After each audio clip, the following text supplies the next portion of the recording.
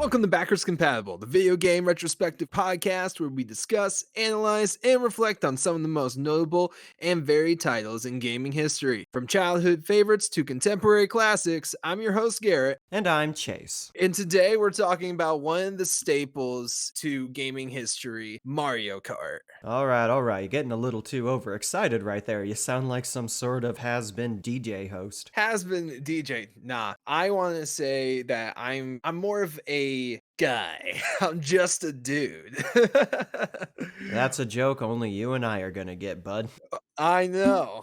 I know. We're getting a little lost in the sauce already. We just began. But yes, we are here today to discuss the ever-beloved and critically acclaimed Mario Kart series, one of Nintendo's best-selling franchises, and honestly, I consider Mario Kart to be the party game. Like, if you and your buddies are just hanging around, got nothing else to do, you whip out Mario Kart, it's a fun time. No matter which entry in the series you're picking, you're gonna have fun playing Mario Kart with your friends. They each have different dynamics too. It feels like even though it's at its core the same game, just with the games as it goes throughout history, it evolves like Pokemon and just becomes better and better. I think the idea for Mario Kart came when Nintendo developers wanted to create a racing game like F-Zero, but a little more casual friendly because F-Zero was a little too fast-paced and hardcore for wee little baby hands. So, yeah, they had the brilliant idea of making a racing game, but with Mario characters, and they can commit a bunch of traffic violations. Okay, can we talk about that? Because playing through some of the tracks in the later games that take place in like actual neighborhoods and cities like Toad's Turnpike and all that, it made me think, this can't possibly be street legal. Like, how many traffic violations and tickets are Mario and his buddies getting written up for? Because I have a list of various traffic laws, and granted, I don't know how much of these apply to the Mushroom Kingdom, but I'm just gonna read through of them and you tell me if they are breaking these laws.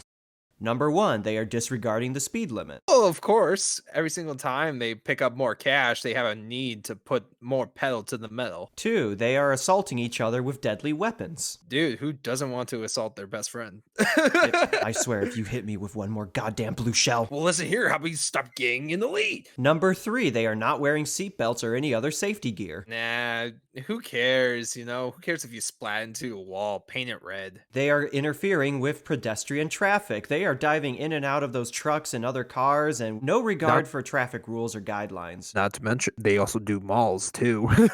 Yeah, so in summation, Mario and his buddies are gonna get locked away by the traffic cops for a long time when they finally catch up to them. Well, I don't think they've ever gotten close. Can you imagine? I don't think it'll ever happen, but if Mario Kart was to actually establish a cops and robbers type deal in their Mario Kart series, that would be kind of interesting, don't you think? Also, what's with all the baby characters? Babies don't have driver licenses. Yeah, I mean, okay, these kids barely just out of their teething phase and they're just driving 90 mile per hour on this super cosmic rainbow road, sometimes falling to the deep dark abyss of space. Imagine just trying to cross the sidewalk on a normal day and then all of a sudden you get run over by a baby on a dirt bike while he's being pursued by a gorilla throwing bombs at everybody. That would be a quiet end to your life. So the original Mario Kart game, Super Mario Kart, released on August 27th, 1992 in Japan for the Super Nintendo Entertainment System, aka the Super Nintendo, aka the SNES, aka the SNES,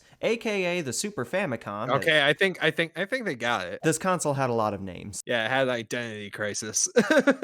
Now, for the most part, it's a pretty solid foundation for the series. All the hallmarks of a Mario Kart game are there, but it is very of its time. It's not 3D, it's mimic 3D, kind of like what F-Zero was doing. I forget the exact term for that. It can be a little difficult to judge what items are off in the distance or when a turn is coming up. It's fine for the time, but compared to the later games, it is difficult to control at times because of just... Yeah, I know with those turns, they come up on you quick. I found myself when I was first playing the older Mario Kart, I would be falling off every single time there wasn't a barrier in front of me. It was abysmal. I played this on my Super Nintendo Mini version, the Classic Edition, and And going back in time and showing that to someone and saying, hey, this system that's only a quarter size of your actual console, it has 20 of the best games on it with you don't have to put the cartridge in or anything. It's just ready to go. Dude, you would blow everyone's minds and then they lock you up in a cellar thinking you were crazy. Wouldn't be the first time. But anyway, the roster of characters is also pretty typical, although there are a couple interesting choices here. We got Mario, Luigi, Peach, Bowser, Yoshi, Toad, Koopa Troopa, who would later be replaced in the next game, but he did come back. And also Donkey Kong Jr. of all characters. Yeah, so it was kind of out of left field, I guess, back then, wasn't it? Because today we don't mind Donkey Kong being in part of stuff such as Super Smash Well, Bros, the thing Mario is, Kart. yeah, I mean, it made sense at the time. Donkey Kong was well, actually, I think this was before Donkey Kong Country, so the Donkey Kong hadn't really been in the spotlight for a while, but this isn't actually Donkey Kong. This is Donkey Kong Jr. It was Junior? You can't read? Are you not literate? I know you went to American public school, but there's Junior at the end of that name there. Oh. Yeah, it is weird that Donkey Kong Jr. was the choice, but like I said, this was before the Donkey Kong Country series, so Donkey Kong himself was not all that relevant anymore. Why is that, do you think, Chase? Because nowadays, Donkey Kong is kind of a fan favorite in many of video games, and as well as many gamers. Sometimes it's their favorite character as well. I know he's one of my favorites because, funny monkey. Having a big chunky monkey just throwing bananas at everybody Dad is ass. always fun. Yeah. As for as for the courses, again, it's a pretty solid foundation. The courses are all very flat, and to be honest, they mostly play the same. There's not too much variety among them. A couple of the more notable ones, we got Mario Circuit, Ghost Valley, Bowser Castle, and Rainbow Road. Those last two will continue to be staples of the series going forward. I think every Mario Kart game has its own unique version of either Bowser's Castle or Rainbow Road. Man, Rainbow Road is my favorite. All those colors, pretty colors make me feel good. Rainbow Road. Rainbow Road on Double Dashes. We'll get there. Okay. Well, I guess Rainbow Road wasn't too awesome there. But Rainbow They Road say every time you see a shooting star, it's a player who just fell off of Rainbow Road plummeting to their death. in the distant void of space. Why is there gravity in space? So the items introduced in Mario Kart. Yeah, so Mario Kart. I think by this point everyone knows how Mario Kart plays as a game. You play as various Mario characters, hopping on your little go-karts or dirt bikes or cars and actual Mercedes in Mario Kart 8 Deluxe. But there is some added additions to the tracks themselves. Well, it's not just racing. You also can pick up various items. Yeah, so let's talk about the basic item that seems to be everywhere. Where is all this money coming from? The coins are everywhere on the track. And these are very essential to you as a player. If you haven't played Mario Kart, make sure to pick these up as you're driving by. Yeah, they're so Because essential that they were missing from the series for 6 games. really? Yeah, they were only in Super Mario Kart and they wouldn't return until Mario Kart 7. Oh my gosh. I Yo, I can't tell if you're hamming it up for the audience, but there's no reason to play dumb anymore, Garrett. You don't have to hide your true intellect. no, but like I thought the coins were always around because I've never played a Mario Kart where there wasn't coins. Well, that's about 70% of the games in this series, so Oh my gosh. But either way, pick up those coins. Money makes you go fast because gas ain't cheap. I Speaking mean, Peach is funding this, I bet, and Bowser's probably chipping in. I imagine they can afford everything. Peach just pays in shrooms. Well, you know Wario sure as hell ain't paying for any of this. No, not at all. That boy is skidding out of there. He ain't paying no taxes, no bills, no nothing. He ain't filling up those roads. I think the items really make Mario Kart Mario Kart. This is what distinguished Mario Kart games from other racing games early on, is you're not just racing to the finish and trying to get in the first place. You're trying to knock every other racer around you with various items that also improve your own performance. For instance, we have the ever-trusty green shell item. Really just a protective shell for you newcomers. Keep this on your back end and let it sit there until you get, of course, another one. Then you can just throw it away. The green shell, you can either stash it behind you to protect you from any items the other racers are throwing at you, or you could choose to throw the green shell and it'll bounce around ahead of you until it hits another player or eventually disappears. Or hits you. Yeah, I've had that happen to me a few times. There's the more reliable red shell, which is very similar to the green shell, but the difference being that it locks on to It the nearest finds that player. booty. It's coming for you. It senses your presence and comes for those cheeks. Yeah, the red shell is definitely a useful item since it locks on to the nearest player ahead of you, and they're about to have a real bad day. You might get a sigh from your friend, but don't worry, it can get worse. There's the Uh, banana peel, which you lay yep. down as a trap on the track so other players can trip on it. Not to mention, you can also use it to protect yourself from those of the red shell or even the green shell. There's the star, the power star, which makes you invulnerable and increases your speed for a few seconds. Very useful. Mm-hmm. Way to plow through your enemies. There's the boo item, which steals. It's too Shit. scary. The boo item, which will steal other players' items and give them back to you in return. So, I mean, I feel like it's just a middleman, like it's just a regular item, but with extra steps. And then we got the mushroom, which we got like, when did they introduce it? Because I don't think the gold one was introduced yet. It was just mainly the red ones that were introduced at this point. The golden mushroom was introduced in 64. Yeah, so in Super Nintendo, they just had the regular shrooms. You just plow through corners that you could, and then that was it. But with the golden one, you could just spam that guy and it'll last you for what would you say? Like it was like what, 10 seconds of the race or until you got to a certain place. Just a few seconds, I'd say. Yeah. Unique to Super Nintendo, there's a few items that would later be removed from the series, although eventually again they would come back, such as the feather, which is a high jump item, allows you to jump over other objects or obstacles. Yeah, that seems kind of impractical compared to nowadays, especially since, well, jumping does become a big part of future Mario games. The feather, I feel like, can get you in a bind more than you think. There's also the Yoshi egg and fireballs, which are other forms of projectiles. Next, of course, we have lightning, which has stuck around, and then there's poison mushroom. Poison mushroom, which shrinks other drivers, which just feels like it's just a lamer version of lightning. It does the same thing, but without the extra benefits that lightning has. If you got stuck with poison or feather, I feel like you immediately didn't want those at all. Like you just wanted to get a different power up. I feel like a better alternative for the poison mushroom, instead of shrinking players, maybe just slow them down, like give them a speed decrease for a few seconds. Yeah, Super Mario Kart, like I said, it was a pretty solid foundation and start to the series. A pretty good start, but it can do better. And do better, Nintendo certainly did, because the next entry, Mario Kart 64, this is where Mario Kart becomes the series we all know and love today. Mhm. Especially with So, its advertising too. yeah, the advertising. Video game commercials in general during like the mid 90s up to the early 2000s was just something else. Hey, plumber boy. All right.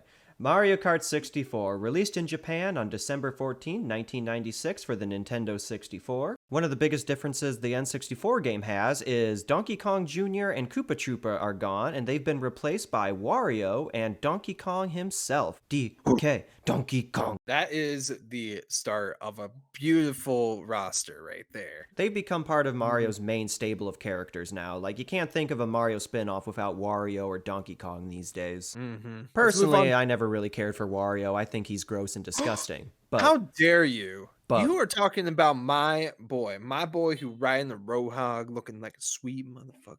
Mm. but Donkey Kong, now that's a man you can trust. Oh, That's how you quiet you.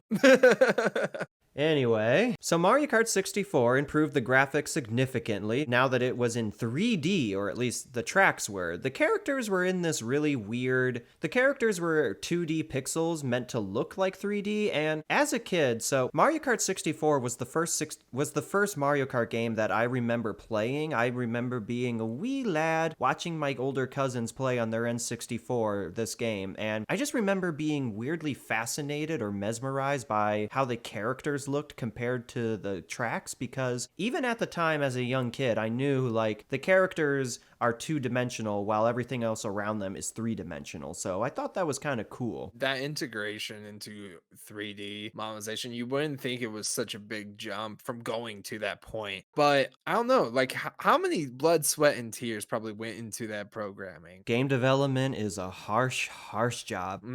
It definitely is. Game Let's talk. developers, I salute you. Speaking of all this 3D, let's talk about the tracks where we experienced this. Yeah, so a few of my personal favorite tracks for N64. We got Calamari Desert, which is this nice, cool Western desert track with a train. And in its modern version, in 8 Deluxe Booster Course, you can actually go through the train tunnel, which is really awesome. That's what also why I think Mario Kart has such a big thing. Since we're kind of talking about you going through this train tunnel, there's plenty of hidden ways you can go throughout the track. Some of it will be faster, some of it will be slower, might be more scenic. And to be honest, I think it's great that they have all these different lanes because people will carve out their own lane and become so good at it that they'll race their friends and you'll see everybody using the own map to their own advantage, which was great. I do like how a lot of Mario Kart courses have alternative routes that you can take. It makes you feel in the know when you take them, a lot of shortcuts. A couple of my other favorite courses are Toad's Turnpike, which again makes me question the legality of any of this because this is just straight up a city freeway. Oh, yeah,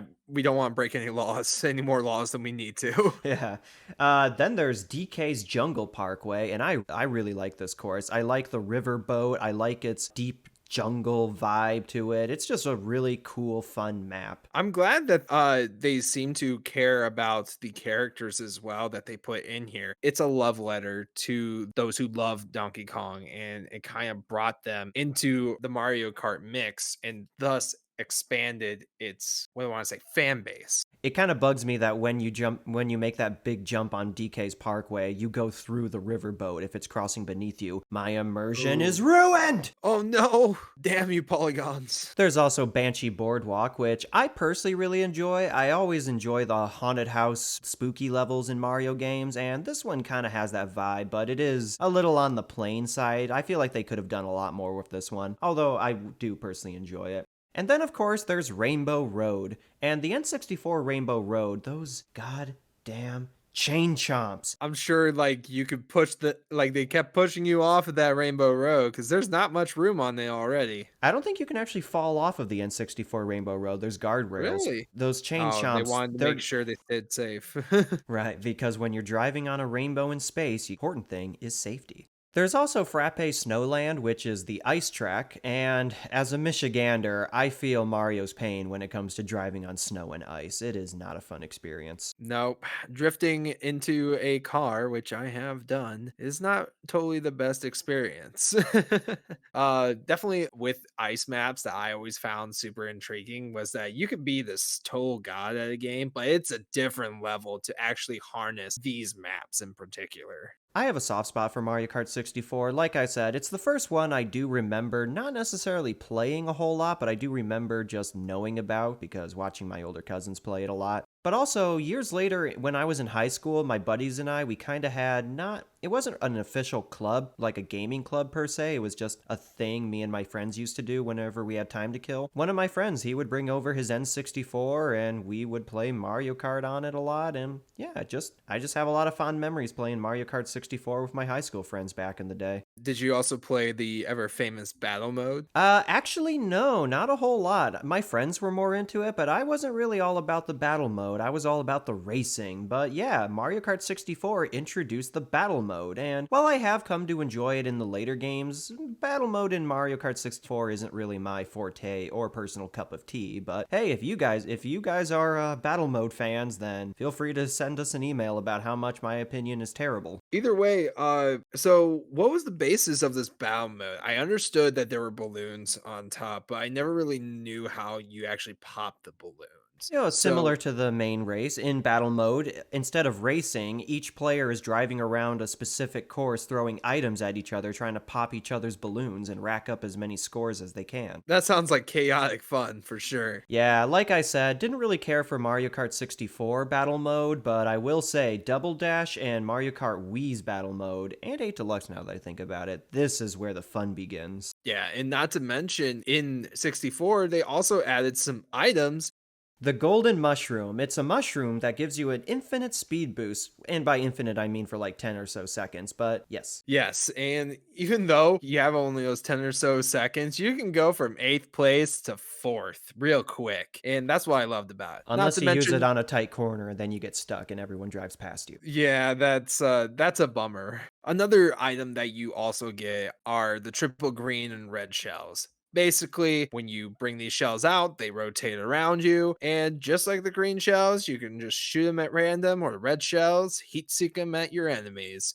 They are also great for protection, but they weren't always 100%. Like if you got a single red shell, you knew you were protected from the back. Whereas if you had these triple greens and they were rotating, sometimes a red shell or even a green shell can pass right through them and mess you up. It's also really fun to just drive up next to other players, and instead of throwing the shell, you just ram them with the shell because it still counts. So that's always fun. Oh yeah, definitely hit them while they're down. Like I remember so many times somebody would get bananas real bad and I come right on by just to hit them again, just ram them into them. Next we have the ever famous blue shell. Tactical nuke incoming! And just like that, friendships ended. The blue shell, or hold on, let me push my non-existent glasses up. Actually, it's called the spiny shell, not the blue shell. That is a Get out common of here, misconception. Get out of here, nerd. We don't want to talk about spines. We want to talk about the color blue. Right, so the blue shell. The blue shell is a blue Koopa shell with angel wings on it. It locks on to whoever's in first place. So if you're in first place, you gotta be looking over your shoulder, man. You never know when one of these things is gonna hit you. And I'm glad they added this because it tends to happen to somebody who's in the back of the pack who would get this shell. But I love it. You throw it and it's beaming for the leader. It doesn't stop. It doesn't care what's in its way. Train, blow it up. Donkey Kong, go right through them. It does not matter. Then it'll just swirl on top of you, plummet down, and just like that, you have no more friends. Suffering from success. Okay, DJ. Then there's the last one, which it's kind of irritating. I personally really enjoy it. I enjoy leaving behind fake item boxes. I always felt for it. Yeah, I mean, it looks like a real item box until you get right close to it then it turns red and you realize, oh shit, I got baited. Baited like you're crispy. But Until you memorize where all the boxes are, then you can pick it well, out. yeah, I mean, people who leave a fake item box in the middle of the track, they don't know what they're doing. No, no, no. The trick to the fake item box trick is to leave it right where the other item boxes are. So even if it looks a little out of place, people are probably still going to run into it just out of necessity. So Pull it out, drop it before you hit your next one, and there you go. I always like the detail of when one of your items, like a banana or a fake item box, gets hit by another player, your character will do like a little taunt, like Donkey Kong will look behind him and go, gee. It just lets you know, hey, I fucked up someone's day. I love hearing those voices. Especially in 64, where Donkey Kong doesn't have his actual voice, he just makes gorilla noises. I can't imagine just hearing a gorilla noise after you chuck your green shell and it's like bouncing all over the place and you don't think it's going to hit anybody. Then you just hear Oh yeah, Mario Kart 64 was also the first Mario Kart game to have voice lines, because in Super Mario Kart, they were stone cold silent. And I'm glad that they brought the voices. It definitely did make it feel more immersive. Yeah, man. Charles Martinet, he's been Mario for so long, and the fact that they're replacing him with Chris Pratt, but that's a whole other What are you discussion. talking about? Mario's playing Chris Pratt. Oh, yeah. But Charles Martinet, I really enjoy his, specifically from N64 to GameCube era, that to me is what Mario sounds like. The startup to Mario Kart 64, when you hear Mario just say, "Welcome to Mario Kart, select your player." That just, that's the good voice line right there. I think That's the spice. that is just nostalgia for me, just hearing that Mario startup voice line. Don't really care for Toad's voice in this game. It doesn't really sound like the Toad, like the, Mario, I'll crump with you, sweetie. Oh, God. More Marge Simpson. I do like the little detail that the award ceremony, when you finish a race in the first 3 places, it takes place at Peach's castle from Mario 64. Really? I mean, it's been modified a little bit to better suit Mario Kart track design, so like the carts can race up to it, but it is the same castle model from Mario 64, so that's really cool. A little bit of same universe continuity there. I'm glad that they actually brought that continuity. I mean, of course, they were already kind of doing it with Rainbow Road. Well, they probably did it because it's saved on development time. Like, hey, let's just reuse the castle from Mario 64. That's for sure. So that's Mario Kart 64, and as I said, I think Mario Kart 64 is where Mario Kart as a series really takes off. Super Mario Kart may have laid the foundation, but Mario Kart 64 is where everyone fell in love with this franchise. After Mario Kart 64, we got Mario Kart Super Circuit on the Game Boy Advance, released on July 21st, 2001, and I'll be honest, this is the only Mario Kart game I have not personally played. I have not played it either. I don't know too much about it. From what I've gathered, it's just a Mario Kart game on the Game Boy Advance, and that seems to be about it. I don't think it really added any new characters or any interesting tracks. Well, I'm sorry to you guys if you really love Super Circuit. We kind of did you wrong on this if there was anything, but just nothing, I guess. Next, we're talking about Double Dash. Now this was Oh, but released. I Nope. am for all you viewers, for all you viewers, for all you listeners out there. I am rubbing my hands together and licking my chops because Mario Kart Double Dash. So while Mario Kart 64 may have been my first Mario Kart, Double Dash was my Mario Kart. Now, Mario Kart Double Dash, as we all are anticipating Chase's rant, was released on November 7th, 2003 in Japan for the GameCube.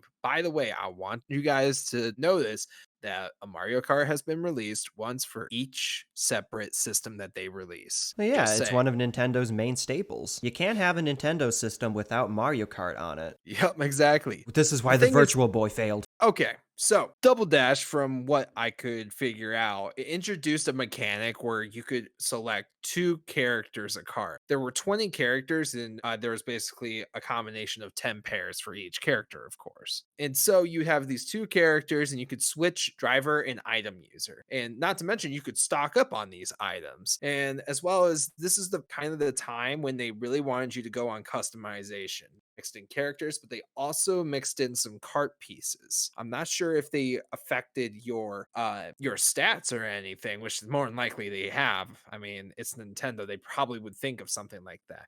But there were also the introduction of double item boxes. That way, you could get two for the price of one. Speaking of which, Chase, what was your favorite two characters to always pair up? Well, I always personally enjoyed having Daisy because, hi, I'm Daisy. Hi, I'm Daisy. Hi, No, I'm Daisy. that sounds annoying. Not gonna lie. Yeah, every time you switch. So, like you said, Mario Kart Double Dash, the main quote unquote gimmick for this game is you have two characters per car and you can rotate between them who drives and who throws the items. And every time you switch to Daisy, hi, I'm Daisy. This is what made me fall in love with Daisy as my waifu. But anyway, enough about that. Other than Daisy, I would usually rotate between characters. As a kid, I always loved Bowser and Yoshi because dinosaur. I was very much a dinosaur kid, so playing as Yoshi, I'm just like, he sticks his tongue out. Hey, that's cute. I always felt bad for Luigi, so I would pick Luigi out of sympathy. Oh, why? Because he was hated on because he wasn't the most loved brother. I wouldn't know how that feels.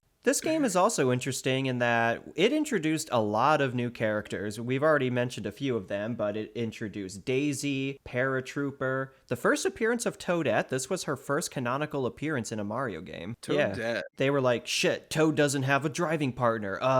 Give him another X chromosome. Just replace it. It's fine. I find it funny that Toadette has made more appearances in main Mario games than Waluigi has. Wow.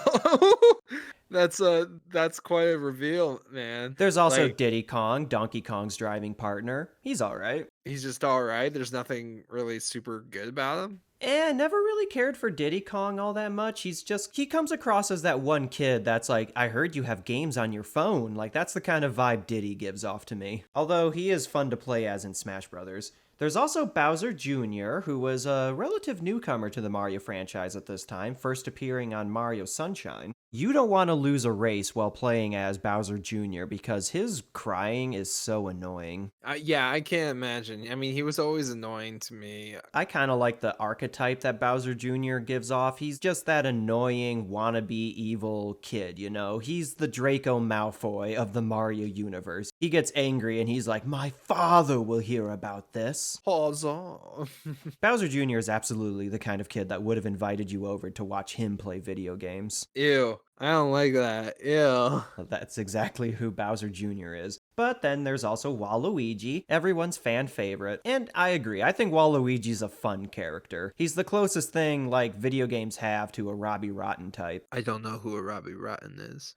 Okay, moving on, there's Birdo, longtime Mario character Birdo, although she hasn't really had much prominence in the modern games, but she's here, or it's here. I don't know Birdo's gender. I think it's coded to be female. So yeah, Birdo. Yeah, we got Bird. Never liked Birdo as a kid. I always thought she was kind of creepy looking. Something about that nose mouth thing. Ugh. Yeah, I can't imagine like you having deep sleep dreams after that. Double Dash also had Baby Mario and Baby Luigi, who, again, didn't really care for. I mean, they're funny, they're silly characters, but it is kind of. I always thought the baby characters were a little bit unnecessary or kind of redundant. Like, they're just baby light versions of other characters, you know? I gotta agree with you on this one, because first time I ever played a Mario Kart game was with Mario Kart 7, and when I saw the baby characters, I kind of was annoyed by it. I mean, I know like you said, meant to be a lighter version, but instead of just like coming up, I guess, with new characters, which I'm sure it was very hard,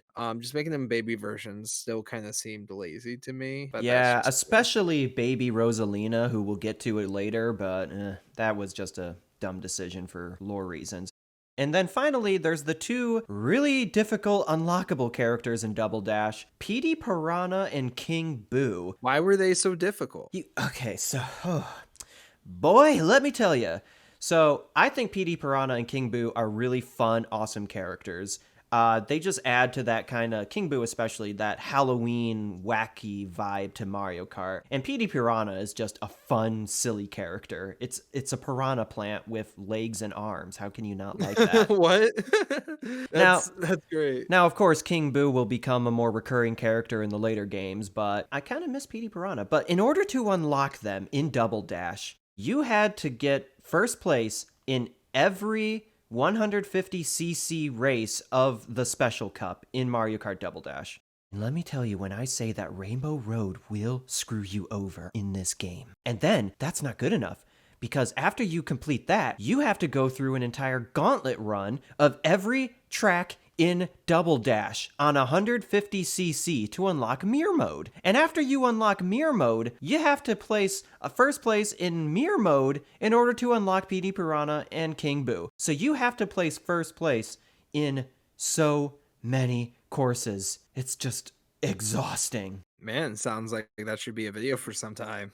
But let's talk about some of those tracks, because honestly, I really enjoyed these tracks. I mentioned before that Mario Kart Double Dash was my Mario Kart, and it very much was. Playing Mario Kart Double Dash on family road trips, because I remember bringing the GameCube with us whenever we went somewhere. Waking up in the early hours of the morning when it had just freshly rained outside and everything was so foggy and misty, playing through Double Dash.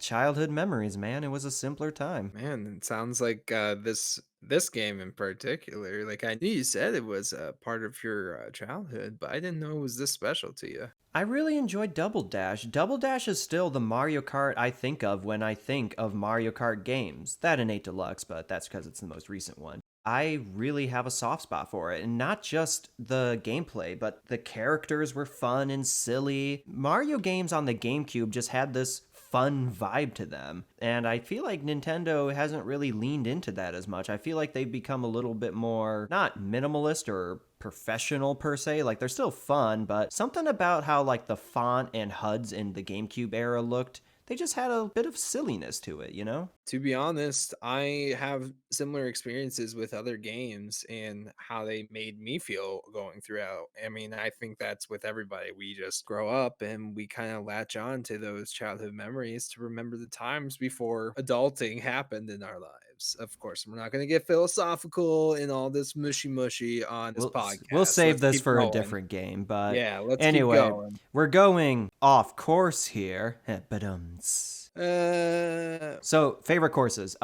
So Double Dash had Baby Park, and this is an interesting course because it's super tiny. It's just a tiny ring-shaped course, and instead of 3 laps, it's 7 laps. Yeah, isn't okay. Okay, I think I played this Baby Park map somewhere in a later game down the road. In most Mario Kart games, alongside all the new courses, each one has a few cups that are entirely older courses from the previous game, so Baby Park has shown up a few times. Baby Park is the battle royale of racing Mario. Like outside of battle mode, this is where chaos reigns. It is just items all around you. Who's in first place? Who's in last place? I don't know. Why is this course so tiny? We've gone around it more than 3 times. Why are we still Why am I here? still drifting? Just to suffer. Yeah. Oh gosh. Baby Park is what separates the babies from the men.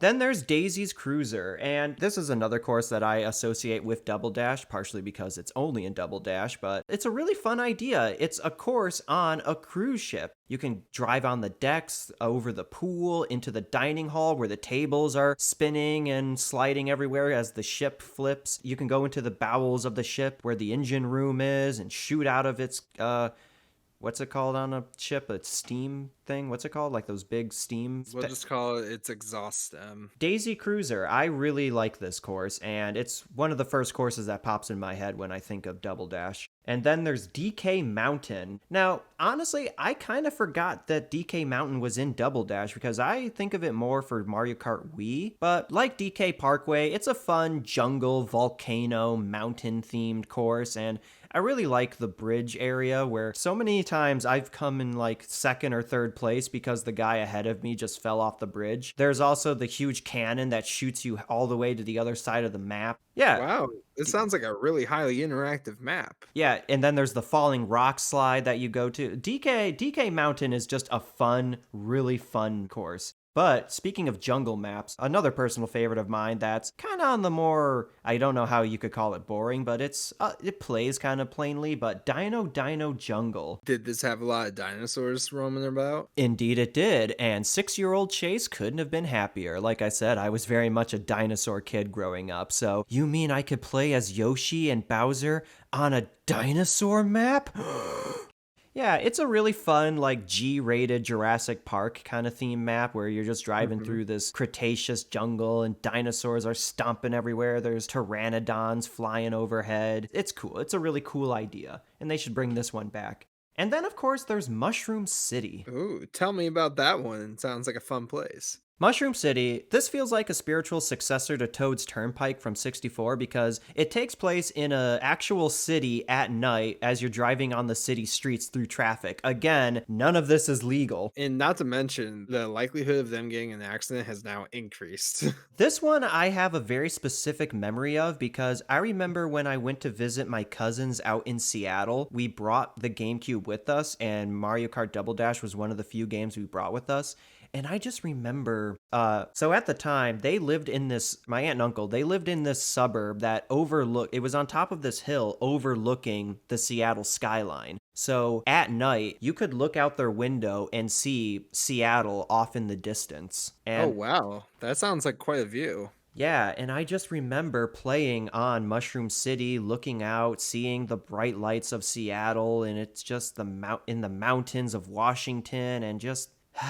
Man, so many memories. I can see this game holds a special place in your heart. Yeah, even though I sold it when I got into high school and didn't rebuy it until like 2 years ago. So that's an oof on my part because it goes for a little bit of a price these days. Mm-hmm. I'm sorry, I was 14 and I really wanted new PS3 games. Forgive me, Lord, I have sinned. Selling one to buy its competitors' games? Traitor. Right, but like it's all good now. I've since rebought it. Mm-hmm. What else? Oh yeah, so each character, well, every 2 characters because they're duos. I just wanted to mention this, but each character has their own special unique item that only they and their partner can get. So like Mario and Luigi can throw fireballs, Bowser and Bowser Jr. can throw a giant Bowser shell, which is just a mega-sized green shell. It's a fun idea, and some of them are useful, and if you combine different characters, like if you combine Peach with, say, Yoshi, then you can get Yoshi's unique item or Peach's unique item. It's really cool. Sounds like it added an entirely other level to the game. And again, just like with N64, the victory ceremony takes place in a location from another Mario game. In this case, the victory ceremony for Double Dash takes place on Isle Delfino from Mario Sunshine. Isle Delfino. It is a bit of a shame that I don't think they've done this award ceremony thing taking place in another Mario location in the newer games. I think it was just N64 and Double Dash. Because imagine if Mario Kart 8 Deluxe, the award ceremony took place in like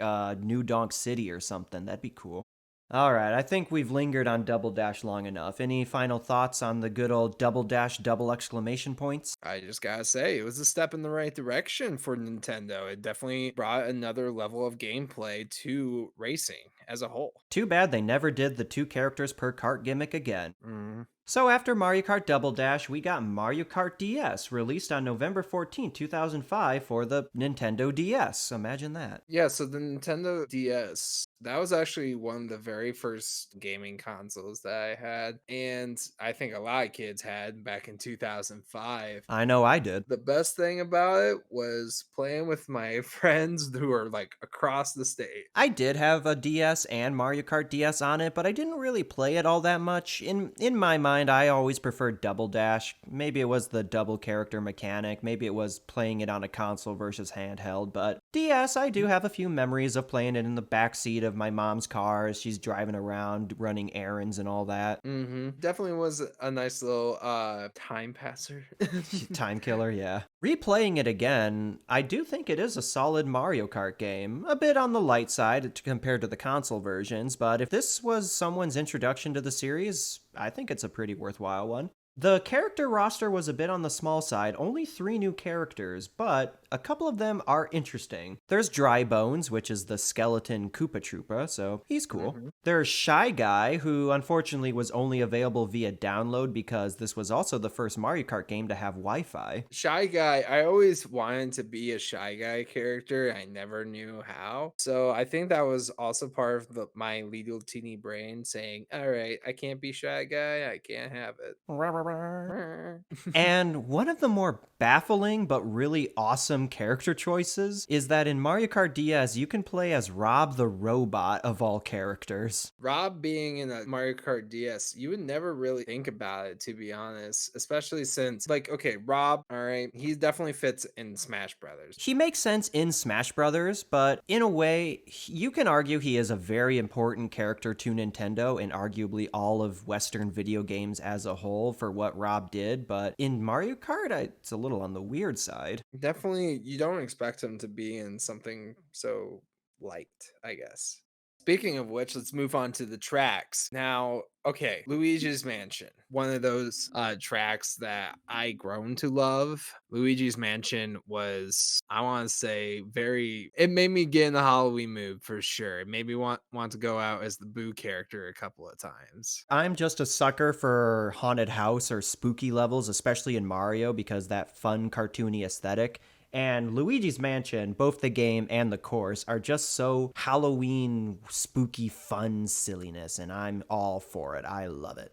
There's also Waluigi's Pinball, which is this really fun casino course. Having all those lights and pretty sounds make it feel nice. Way to get into gambling. Hey kids, 10 years from now, we're going to have this thing called gotcha mechanics in Mario Kart. Hope you love it. Yeah. Okay, since I brought it up, let's just rip this band-aid off. I have not played Mario Kart Tour, the mobile Mario Kart game, and honestly, I don't intend to. I know that Nintendo recently removed the gacha mechanic, so the game is a bit less Not like predatory. EA. It's a little less predatory now, but I still don't really care for it. It still has too much microtransactions for my liking. Definitely plenty of chances to steal mom's credit card and start buying some I merchandise want to off of play as Mario. Dr. Mario. Oh god.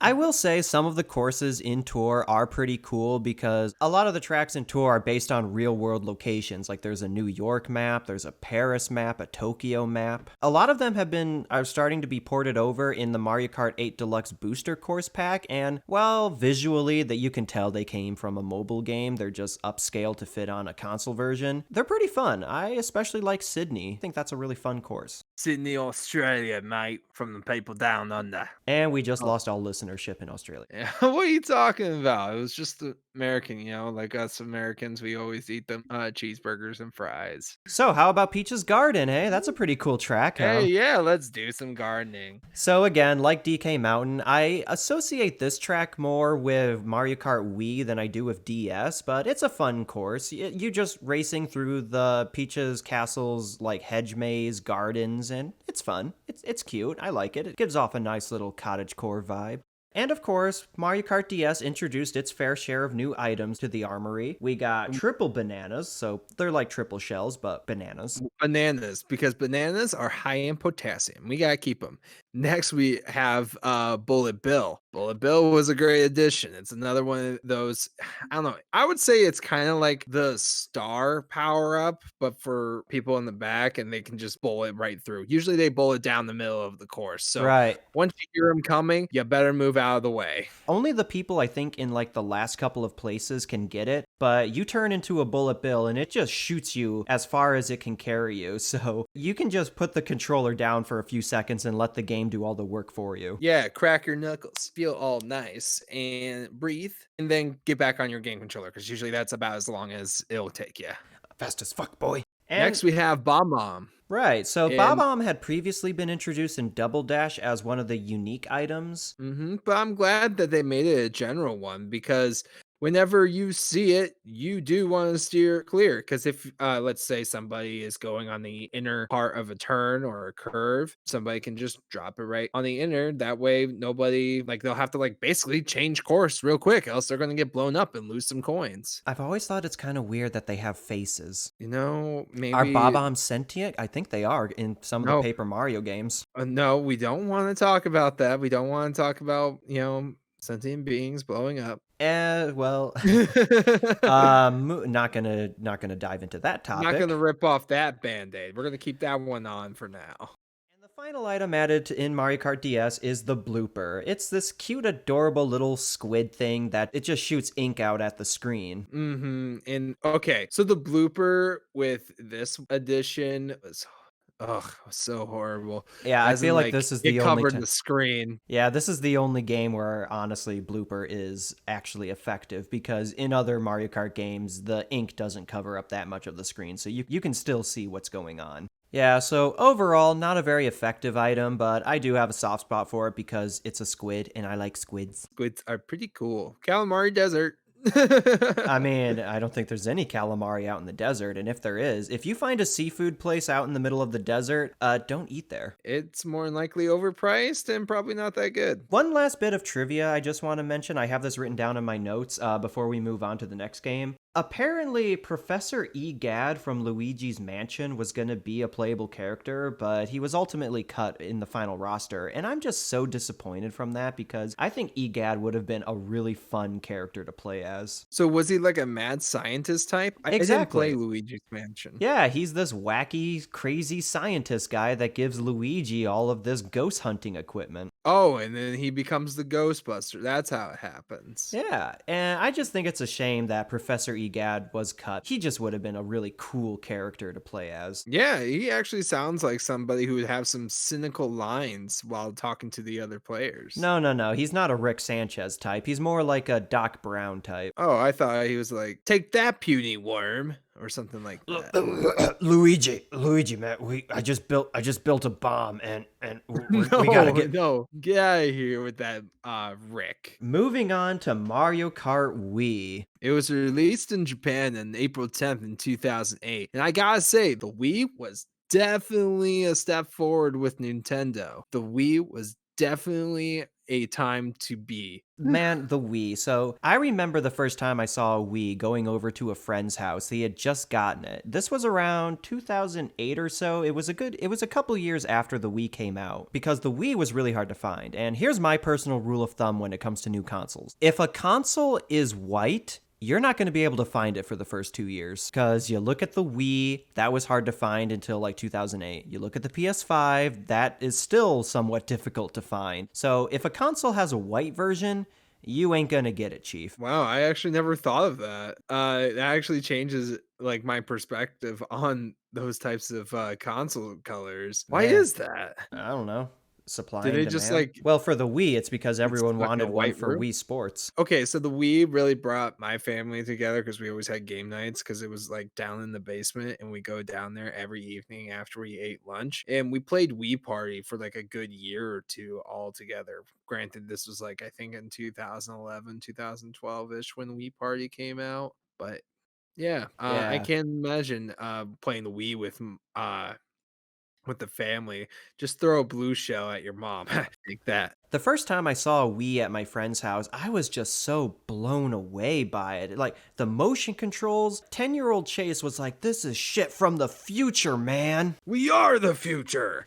And then the concept of Mii's was really cool. A custom character that looks just like you and everyone you love actually in the game. It's just blowing my mind, man. It sounded like it blew your tiny little mind, Chase. Yeah, so the Wii was just a cool system, and like you said, bring in the Wii over to family get-togethers. Who wants to play boxing with Grandpa? Who wants to punch him in the face? This will teach you to give me butterscotch.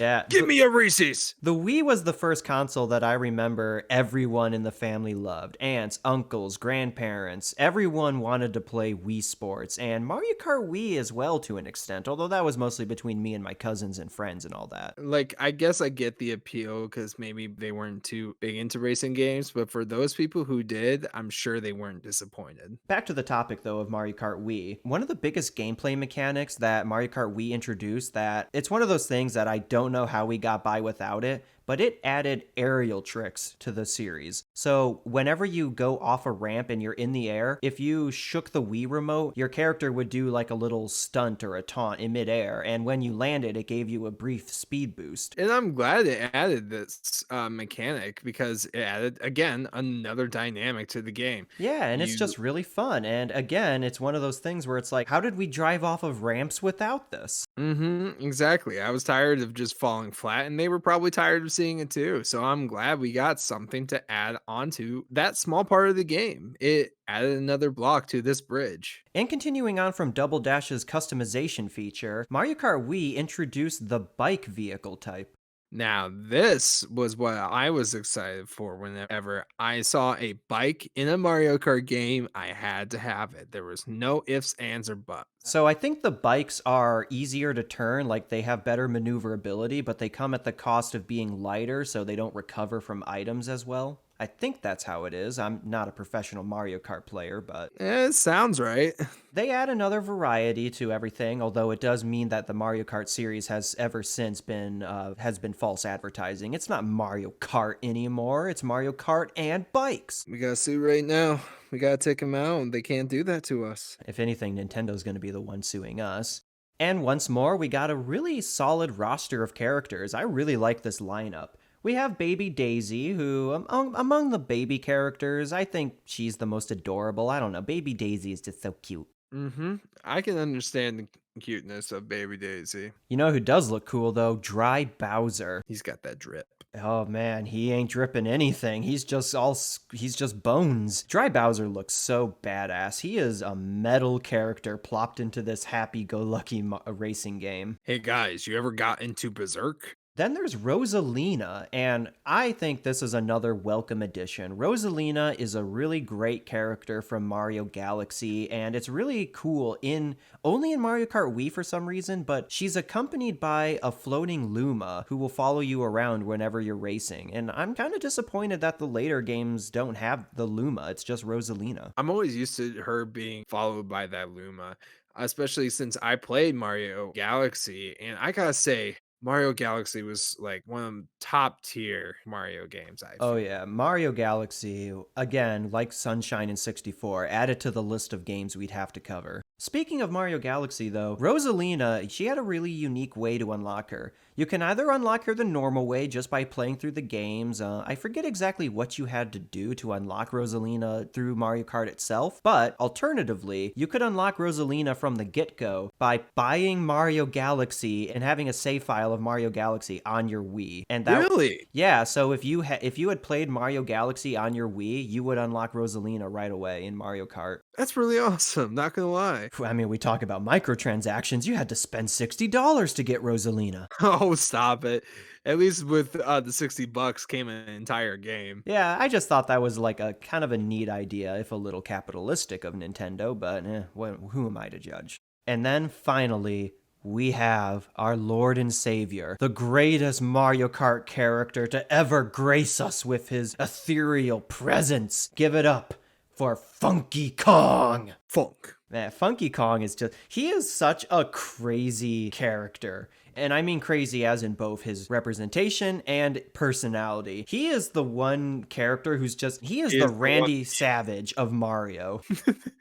Oh wow, the Randy Savage. That's quite a statement. Oh yeah, snap into a Slim Jim, DK. Hey, Diddy man, I got you in the cage for 3 minutes, Diddy. 3 minutes of meat time. That was a reference to Spider-Man, if you don't know. Oh yeah. Oh god, Yeah, Funky I can't Kong, imagine that funnel guy. another character that I wish should come back in the modern Mario Kart games because Funky Kong just, he I'm sure wears sunglasses. That's how you know he's awesome, dude. either that or he was too tired. Probably coming down from his hangover. Possibility. Funky Kong absolutely strikes me as the guy to drink it at like 6 a.m. The other character that, this being a Wii game, is the custom Mii character, so you can play as yourself in Mario Kart. Hey, how about that? I know, or you could play as any of your wild creations. Barack Obama. Peter Griffin. Wow, Lois, this reminds me of the time I went go-kart racing with Bowser. Cuts. Yeah. And of course, a few characters made their return. King Boo came back, and he is significantly easier to unlock in Wii than he was in Double Dash, let me tell you. And I really like the new courses that Mario Kart Wii introduced, because we got Mushroom Gorge, Coconut Mall, DK Summit, Moonview Highway, and for me personally, Grumble Volcano.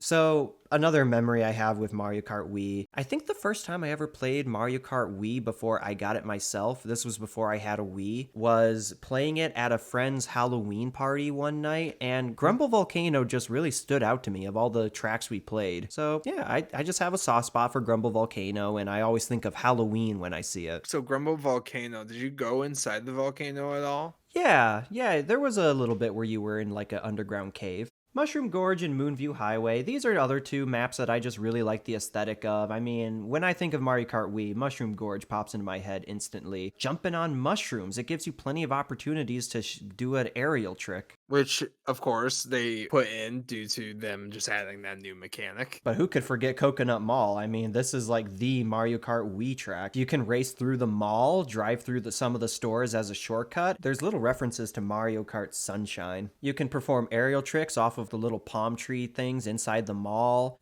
You can race through the So parking. vandalism. Was it Blues Brothers where they drive a car through a mall just crashing into everything, like all the stores and windows and everything? That's what I imagine would really happen in real life if you played Mario Kart Coconut Mall. Mm-hmm. It definitely would. It'd be a burning heckhole.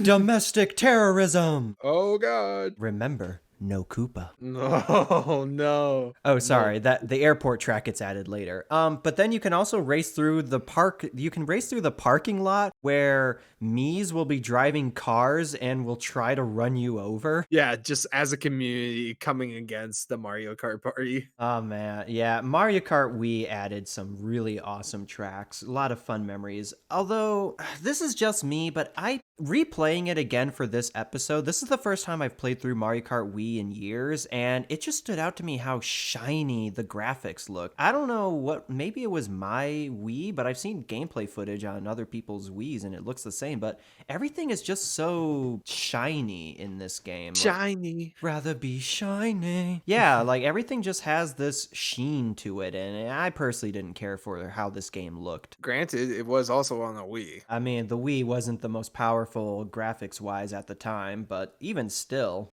you could play Mario Kart Wii using the coveted Wii Wheel. Remember the Wii Wheel? Wii wheel. Yeah, I remember. We actually got that. Just for slide your Wii remote into the piece of plastic and pretend you're actually using a steering wheel. pay $20 for it. I never really liked the wheels. Yeah, I always just preferred using the regular nunchuck and everything, but I think the Wii Wheel was like a fun gimmick. It added immersion. Not really to me, but I can see how it added some immersion to those because, well, it's a steering wheel for a race car game. Who would have thunk? Wow. But it's not the only item that came with Mario Kart Wii. There were also new items in Mario Kart Wii itself, like the Mega Mushroom. This one made you fat. So we've had items like lightning that shrunk you, but what if you had an item that made you big? Now that is where we are asking the real questions here. I think it just made you big, which allowed you to knock other players over. Hmm. The Thundercloud was another new item that I think is a really unique idea. So, when you get the Thundercloud item, you have about 10 or so seconds to pass it off to another player by bumping into them, or else it'll shock you. So, it's basically a game of hot potato. Well, glad that they added that to it. Personally, I rarely got the opportunity to pass it on to another player because I swear, whenever I got the Thundercloud, all my homies just be like, sorry, man, I'm like 5 blocks away. I'll just be over here while you get shocked. And then there's the POW block, the POW block. So with the POW block, every player ahead of you, a block will appear above them, and after a few seconds, it will stun them, it will shock them. But there's a little trick I found out. If you shook the Wii remote right as the POW block was about to explode, you would recover from it a lot faster. Really? The only other way to avoid the POW block was to be in the air right as it went off. So if you went over a ramp right before it counted down, you'd be safe. But shaking the Wii remote was a more surefire way. While we're here, Mario Kart Wii's item balance is just so frustrating. I swear, I was getting hit by a blue shell like every 5 seconds. It was crazy. Items were flying every which way, and again, I think it adds to the variety of the game. It just makes the game all the more chaotic, which I personally enjoy. But trying to unlock all the characters and stuff, it was just so annoying getting hit by blue shell after blue shell. Oh, I'm sure. I can't imagine just like you finally get going and you're about to hit top speed again, and then you just get blasted, and now you're in eighth place. All that being said, though, I think Mario Kart Wii is one of the more iconic Mario Kart games. I know for a lot of kids who grew up with the Wii, it's their Mario Kart, and I respect it. I didn't play it as much as Double Dash. Double Dash will always be my Mario Kart. But for what it was, I think Mario Kart Wii was a solid entry in the series. It also has one of my favorite intros of Mario and Luigi just racing each other on invisible carts with the Wii wheel. That's fun. Anything else to say about Mario Kart Wii? No, there's nothing else to say. I think we covered that one pretty well. Well, in that case, moving on to Mario Kart 7. It was released in December of 2011 on the 3DS. Now, 3D, this was the next Nintendo console that I got, and I actually got this game for Christmas. Me and my nephew, we stayed up because we both got the same thing. We stayed up and we played Mario Kart together, as well as our own personal games that we picked out of Santa's magazine. I never had a 3DS, I only had a 2DS, so I'm not quite sure how the 3D effect actually So looked or worked. So tell me about the 3D effect. okay, so there was a little slide on the side of the top part of the 3DS when you opened it, and it would be 2D or 3D. If you slide it up to the 3D, some games it was good because you could tell it was popping out at you, but with others, it just made it super blurry. So I always played with the 3DS off because I don't know, it just wasn't really something I would really turn on unless I was watching a video that I knew was good in 3DS. I remember hearing like part of the reason the 2DS was a thing was that Nintendo was getting a lot of complaints from parents saying like, "My 4-year-old Timmy, his eyes are all screwed up now because of your system." I can tell you it did kind of hurt your eyes after you looked Yeah, at I it mean, for a I while. joke, but that was a real issue. I know for like younger children whose eyesight hadn't fully developed yet, the 3D effect was mind-boggling for them. It discombobulated them. Knocked him out. Now, with Mario Kart 7, besides it coming out on a system that kind of messed with the eyes, it also brought some new mechanics, as all Mario Karts tend to do. There was gliding, and as well as some underwater sections in the courses that followed. Not to mention, it also introduced first person driving. And then, guess what? Our coins made a return. Now, imagine if Mario Kart Wii had the first person aspect. The Wii wheel would have had even more Oh, immersion to it. Oh yeah, and then people would definitely bought the Wii Wheel. With the gliding mechanic, there were different types of gliders that came along with it. It could be just a regular paraglider, it could be a parachute, it could be a flower, it could even be some sort of cloud. Each one of them had a different, like, added a different stat to your vehicle. The vehicle in question You could have like an ATV, you could have a truck with some tiny wheels. It didn't matter. You could be the funkiest looking guy out there and still have a viable race. Yeah, man, I agree that gliding and underwater really helped add to the course diversity and variety in the kind of tracks that Nintendo can now make.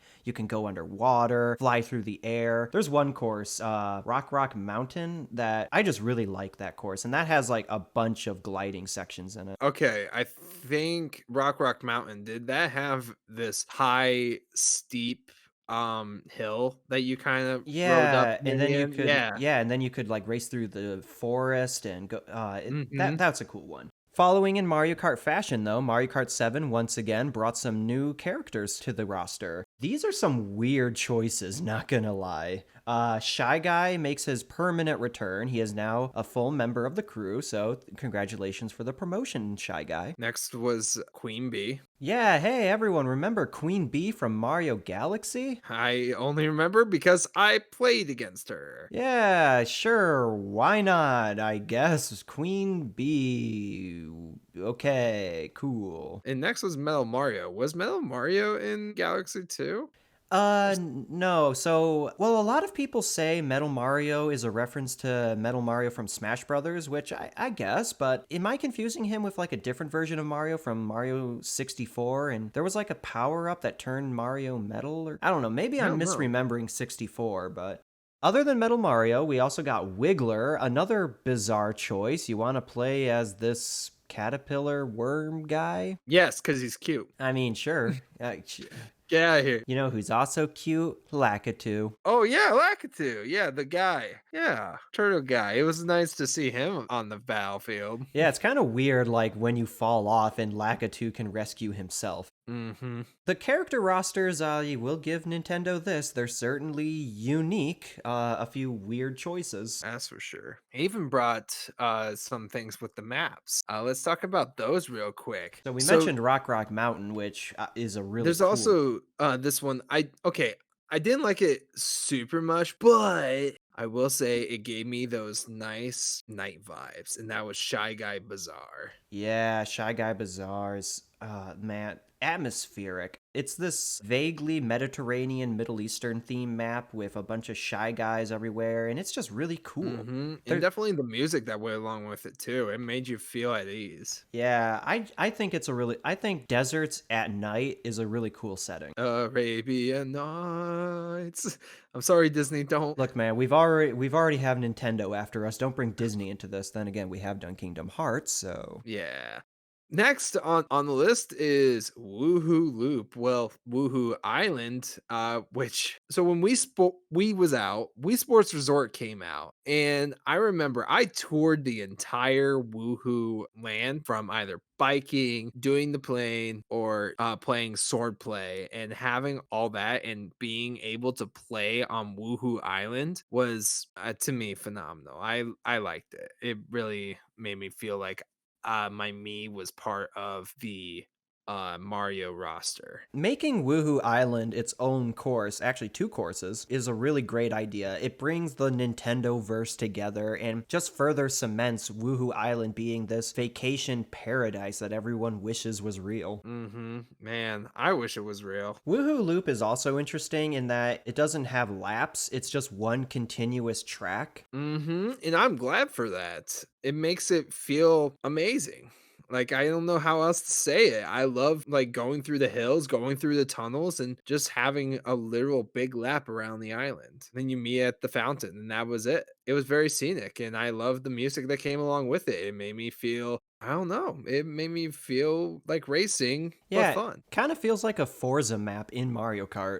And the last map I want to bring special attention to is DK Jungle. This one is interesting to Oh me yes. because it was made by Rare directly. It was meant to be somewhat, not a promotion, but just made in tandem with Donkey Kong Country Returns on the Wii. And it's just a really cool idea that this course, it's just a track from another Nintendo game in Mario Kart, which is fun. And the DK Jungle was actually, I think, one of my favorite maps in this Mario Kart 7. Even though, like, at first I had so much trouble time with all those obstacles in the middle of the damn road, but eventually when you get to know the map, it's so atmospheric and you just enjoy the music that comes along with it.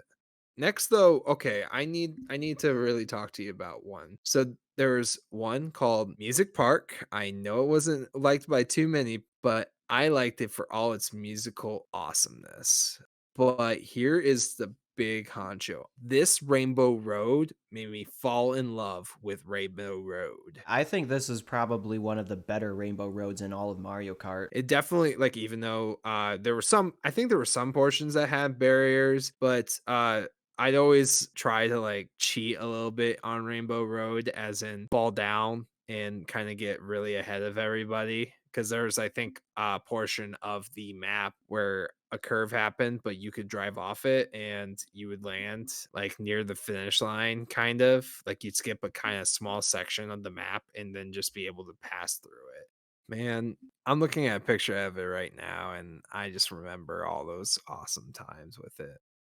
Daisy Hills, which is a very fun Oh, European beautiful. theme. Yeah, beautiful, beautiful track. And Neo Bowser City, this cool cyberpunk Ooh, dystopian Bowser cityscape. it's just a really cool. Neo Bowser's City was definitely cyberpunkish. It Yeah. kind of had that punk vibe to it, which is what I really loved about it. Driving on the bikes made me think of Akira. Really? Yeah, I can see that resemblance on it. Man, the courses in this game are really solid. There's this one that I didn't really care for, Wario Shipyard.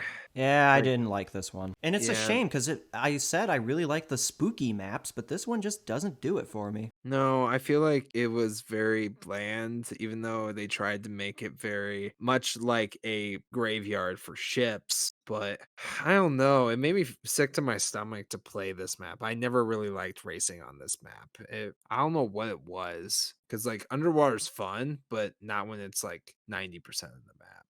And the Um, last bit of business for Mario Kart 7 are the new items it introduced. oh, yes. Starting Uh, off, we have the Lucky 7. So, the Lucky oh, 7 yes. was a ring of 7 different items you could get, and you could use them in order from each other. I think it's a cool idea. It was eventually replaced with the Lucky 8 in Mario Kart 8 Deluxe, because, 7, 8, blah, blah, blah. Hmm.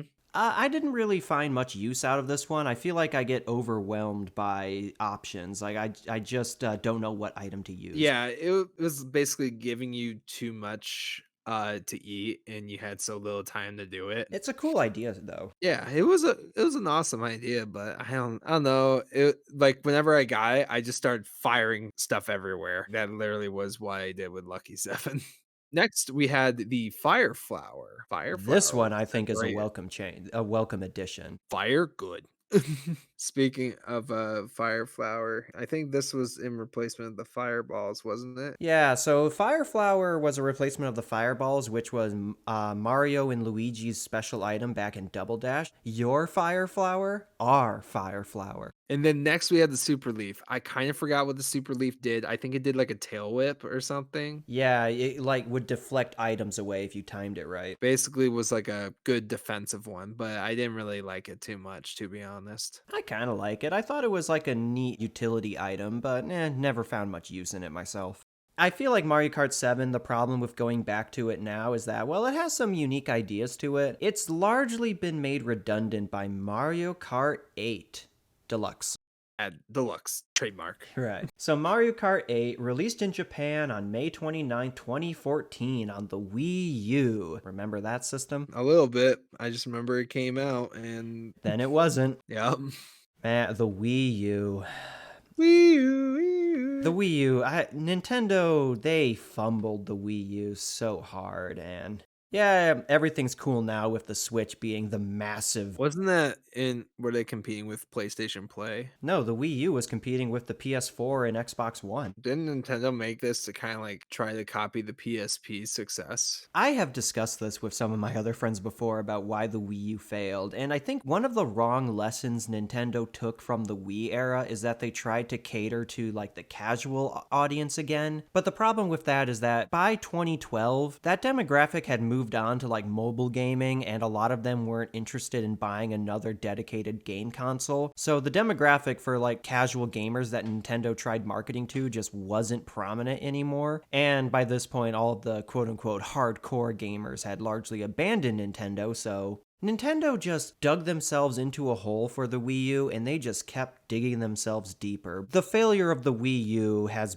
it's been storied pretty well at this point, but maybe we'll talk about it when we discuss Wii U exclusive games. Not that there's many of those, but one day. As it stands, Mario Kart 8 Deluxe that is the default Mario Kart game now. It came out in 2014 and it's still getting DLC to this day. I can't believe that. So, mechanic-wise, didn't really shake up the formula too much. It introduced anti-gravity racing. You can race upside down. It feels exactly the same. It's really not all that different. Except your wheels go to a side. Oh my god, we're floating. Yeah, the whole anti-gravity thing just feels like some marketing BS. It doesn't change gameplay barely at all, if anything, but props for trying, I guess. Mm-hmm. It also introduced the ATV vehicle type, which are better suited. I think they're heavier kart versions, so the opposite of bikes. Like they still have the maneuverability of bikes, but I don't think they were like super fast. New characters, this one, honestly, I don't care for the new characters in base Mario Kart 8. It's mostly just the Koopalings: Roy, Lemmy, Iggy, Ludwig, Wendy, Larry, Morton, Pink Gold Peach, and Baby Rosalina. So, Baby Rosalina, I don't like as a character because A, it's another baby character who I find very redundant, and B, Rosalina has an entire backstory that Baby Rosalina just completely retcons, so. The Koopalings are alright, like, I don't dislike them, but I just think all of them in one game is too much all at once. Just dump it. Like, don't worry. These guys may have never seen them before if they never played like Super Mario Bros. Or something like that. Give you all these random characters and think it's just Bowser version 1, 2, 3.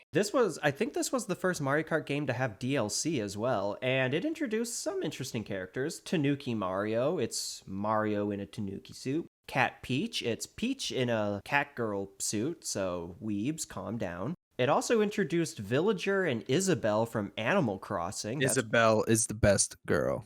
Isabelle, her head is shaped like a bell. That's why she is a bell. And it also added Link from Legend of Zelda. You know, I did like the design they gave Link's stuff because I don't know, it made it feel still kind of gritty, like he's still like this emo blonde teen. I will say Hyrule Castle, Link's course, is really awesome. I like how all the coins have been replaced by rupees. That's a fun detail. Yeah, I remember seeing that detail in the because like sometimes get these those rupees. With Mario Kart 8, this is where the whole Smash Kart meme comes from because we're kind of running out of Mario characters and courses to add, so Nintendo's been dipping into other franchises like Animal Crossing, Zelda, Splatoon. Thing you know, they're going to add 15 characters from Fire Emblem. Personally, I don't mind it. I mean, I think Kirby would fit in really well with Mario Kart, get some Kirby air ride going on. But it is a little jarring to see like Link alongside Inkling in Mario Kart. Smash Brothers is one thing, but Mario Kart, that's where I draw the line. And in terms of courses, they even dipped into F-Zero, Mute City, and Big Blue. It's really cool to see some modern F-Zero representation. Yeah, which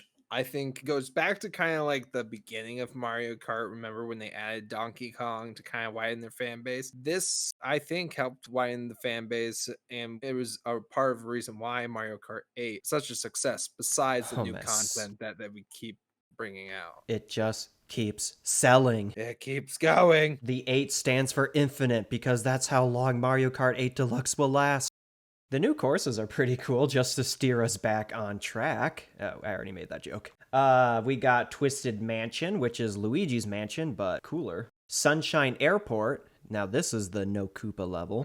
Mount Wario, which again doesn't have laps. It's just one continuous course down the ski resort mountain, which is really cool. And this is probably my favorite version of Bowser's Castle. I like the huge Bowser that like smashes the course and ripples out everywhere. This Bowser's Castle is really, really metal and I love it. And then there's also the Animal Crossing track, which changes seasons every time you play it. There's like a winter version, a summer version. That's fun. The new items. Yeah. Oh, I can talk about the new items. Piranha plant. So basically, the piranha plant you could think of as if you get close to me, it's gonna bite you. Not to mention, it's also a speed boost, and that's mostly what it was used for. It's just so silly driving around and having a piranha plant on the front of your vehicle, especially on a bike. You know, I just picture driving in front of the moon and it's the ET silhouette with piranha plant. Some other new items. We have the super horn, which is this audio blast that deflects items away from people. So it's just a better version of the super leaf from Mario Kart 7. And next, we have the boomerang flower. Was a great additional piece, I think, especially since you can hit people throwing it out and it coming back to you. And finally, there's the Crazy 8. It's just the Lucky 7 from Mario Kart 7, but this time you get one extra number because Nintendo pressed +1 on their calculator. +1. Also, during this time, Nintendo partnered up with Mercedes-Benz and brought their actual car models into the game, so you can drive a 300 SL Roadster in Mario Kart or a That's about as GLA. close as I will ever own those vehicles. I know, right? Like, this is the only time I'll ever own a GLA or a Silver Arrow. Oh yeah, there's also the Blue Falcon car. I have that listed on it alongside Mute City. So even more F-Zero stuff. Hooray! If only we got a new game. Anyway, Mario Kart 8. It sold very well, but there was one problem with it. It was on the Wii U. The Wii U was not a successful console. So, what happened in 2017 when the Switch was a thing? Why, you just port the game over. Guess what? It was a success. Success is understating it. Mario Kart 8 Deluxe released on April 28, 2017 for the Nintendo Switch, and it is eternal. Still at Target, you can still play Mario 8 Deluxe. Usually they cycle through games pretty quickly, but this one, keep on to get that damn Switch. I mean, I love Mario Kart 8 Deluxe. So 8 Deluxe, it has all the DLC from Mario Kart 8 as base game. So you just, right off the gate, you have Mario Kart 8's DLC. Gameplay wise, there's a few adjustments. Some characters' weight got shifted around, same with their speed, but you can now carry 2 items at once. You haven't been able to do that since Double Dash. Add that dynamic back, which I'm glad they did kind of nod to that if that was their intention. I just think it's really useful to be able to carry up to 2 items at once. It keeps things flowing pretty quick. Yeah. New characters. Not only did it bring back some older characters, but it also brought back the new characters, namely Inkling, boy and girl versions, just like Villager. And I like the Inklings. I have a soft spot for the Splatoon franchise, and I just like squids. So being able to play as a squid, it's very cute. Yep, calamari's pretty tasty. I mentioned earlier that in Breath of the Wild, one of the DLCs was the Master Cycle Zero bike, and here it is now as a full-on vehicle. Who knew the sword would decide to transform? Autobots, roll out.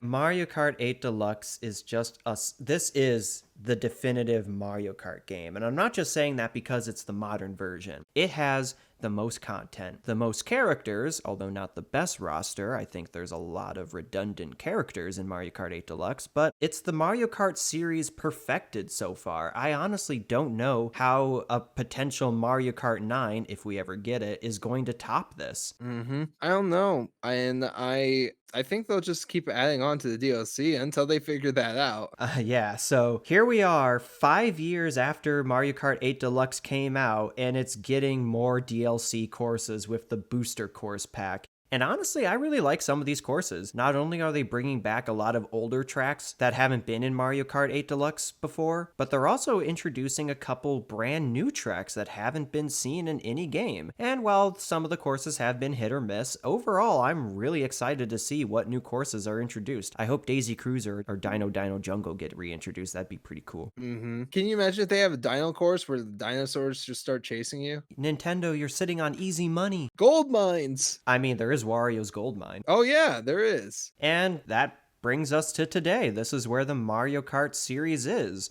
Mario Kart 8 Deluxe has sold a bajillion trillion copies and continues to do so. It's getting new content in the form of DLC. Mario Kart has become one of Nintendo's most profitable franchises. I feel like Mario Kart is one of the few Nintendo games that is just purely universal, you know? Like, if you have a Nintendo console, you have Mario Kart on it. Definitely. There's no way you go without a Switch or really anything without Mario. I just think the Mario Kart series is so easy to get into. All you need is like, this is how you go, this is how you turn, here's how you throw items. 3 buttons, that's all you need. Easy to pick up, easy to play with friends. Playing through Mario Kart 8 Deluxe with you, some of our other former college buddies. I remember when I first came to university, one of the first social events I did was I brought my Switch down into our dorm lobby, hooked it up to the big TV, and a bunch of us dorm mates all just had a fun Mario Kart 8 Deluxe play session, and it was nice. That's how I got to know a lot of my close friends at the time. I think Mario Kart is such an important video game series. How many kids out there can point to Mario Kart as the game that got them into gaming, or at least Nintendo games, you know? Probably a lot, actually. Say what you want about Nintendo and their other games. You can't deny everyone loves Mario Kart.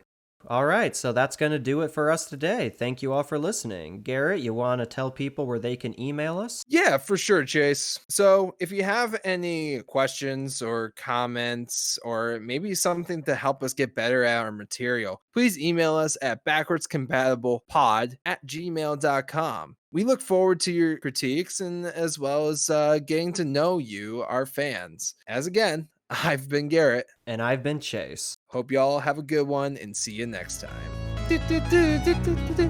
Yeah. Hey, do you hear the beeping of a shell off in the distance?